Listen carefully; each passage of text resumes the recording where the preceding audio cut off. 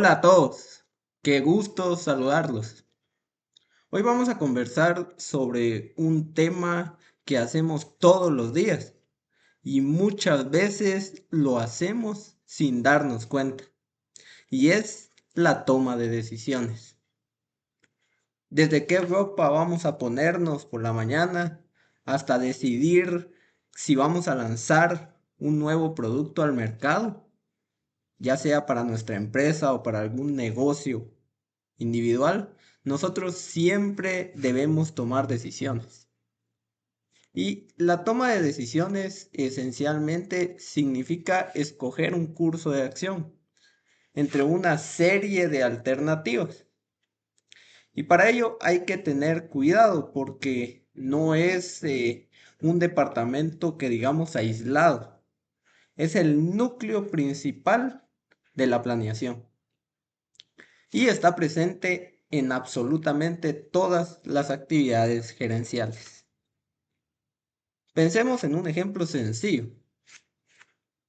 Imaginemos que tienen una cafetería y se dan cuenta de que las ventas de la cafetería pues están bajando, sobre todo en la tarde.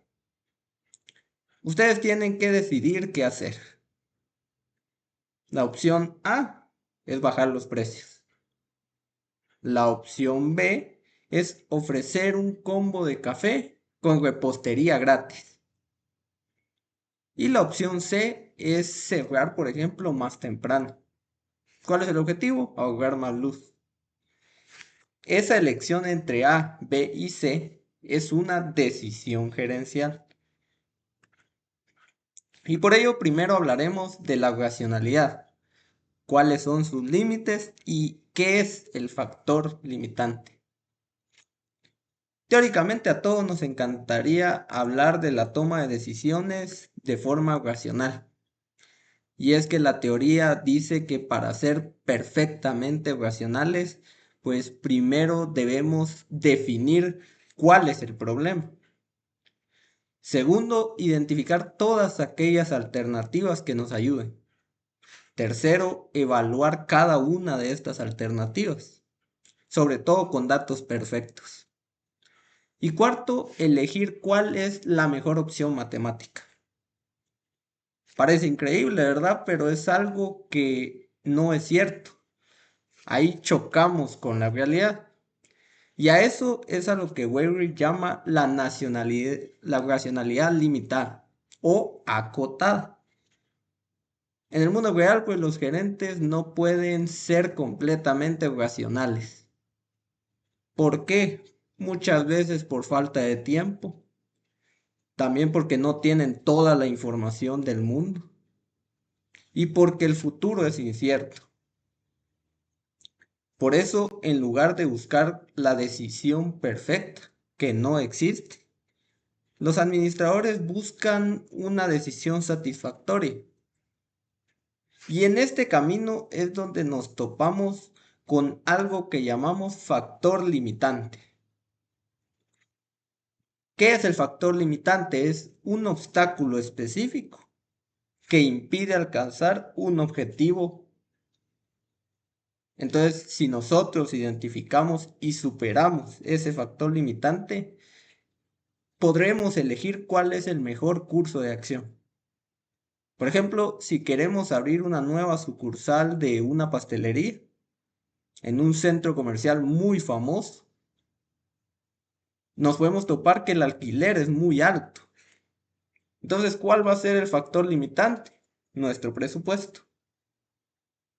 Y es aquí donde debemos hablar de otro punto muy importante, y es de la heurística y evaluación de alternativas. Como nuestro cerebro no puede procesar tanta información, sobre todo procesarla al mismo tiempo, utilizamos algo que llamamos heurística. Cuando nos referimos a la heurística en palabras simples, son aquellos atajos mentales, son aquellas reglas prácticas o experiencias del pasado que nos ayudan a simplificar juicios que por lo general son muy complejos. Y de esa forma nosotros decidimos más rápido. Una vez que ya tenemos las alternativas sobre la mesa, pues ahora lo que nos corresponde es evaluarlas. Y en la evaluación es donde debemos comparar las opciones usando dos tipos de factores principales. El primero son los factores cuantitativos, es decir, los que se miden con números y dinero. Por ejemplo, los costos, los ingresos, el retorno de la inversión. El siguiente son los factores cualitativos, es decir, todo lo que es intangible, como la lealtad de los clientes, la moral de los empleados o la imagen de nuestra marca. Por ejemplo, al elegir un software para inventario, sobre todo para un área de bodega, el costo de la licencia es cuantitativo, pero la facilidad de usarlo para los bodegueros más antiguos es un factor cualitativo clave. Y es ahí donde nos adentramos a un tercer punto, que es los tipos de decisiones, sobre todo las programadas y no programadas.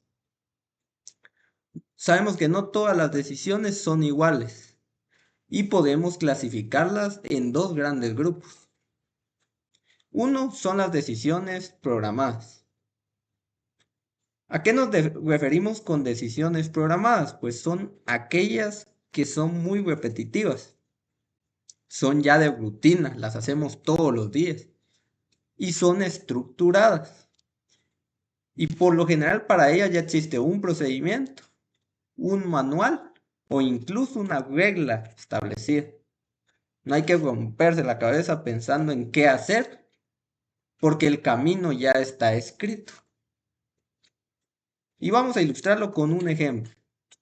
En una empresa, reabastecer automáticamente los insumos de limpieza.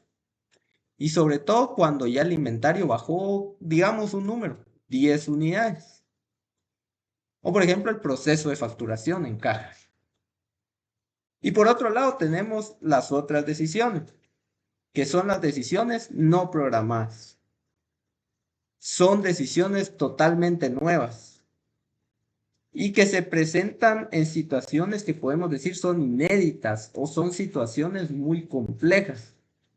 No hay ningún manual previo que diga qué debemos hacer. Requieren muchas veces de un análisis, sobre todo un análisis profundo, un juicio crítico y ser creativos. Por ejemplo, si hay una red social que cambie su algoritmo de repente y cuando notamos destruye un porcentaje alto de nuestra tienda digital de un día para otro. Entonces, ahí es donde exige una decisión urgente y sin precedentes. Al tomar estas decisiones, por lo general, como lo hemos visto, lo vamos a hacer en un ambiente que puede ser de certidumbre, puede ser de incertidumbre o puede ser de riesgo. El escenario donde tomamos nosotros nuestras decisiones cambia drásticamente. Eso es algo que incluso con las decisiones de todos los días lo podemos ver. Y cambia a veces por la información que poseemos. Y podemos hablar de tres condiciones. La primera es la certidumbre. Eso pasa cuando tenemos información clara, exacta y confiable sobre cierto resultado. Entonces sabemos qué es lo que con precisión va a pasar si tomamos una decisión. Por ejemplo, si nosotros invertimos en bonos del Estado y ya hay una tasa fija garantizada. El otro punto de decisiones es a través del riesgo. Lo hacemos cuando tenemos información incompleta, pero ya hay un registro de datos históricos. Hay estadísticas o hay experiencias que nos permiten calcular la probabilidad de que algo pueda suceder o no. Y ahí también lo podemos ilustrar con un ejemplo. Por ejemplo, si nosotros queremos lanzar un paraguas al mercado, nosotros debemos saber de forma estadística qué días llueve o qué temporadas son las más lluviosas. Y lo podemos hacer. Y el último punto es la incertidumbre. Es cuando nosotros no tenemos datos o son muy limitados y poco confiables sobre todo. El entorno cambia demasiado rápido que no podemos anticipar con resultados o hacer cálculos de probabilidades. Y el ejemplo claro aquí es cuando queremos instaurar operaciones comerciales en un país que acaba de atravesar un cambio político muy abrupto y reformas fiscales que surgieron incluso de imprevisto. El último punto que vamos a analizar en este video es el de la creatividad e innovación, sobre todo a través del proceso creativo y la lluvia de ideas.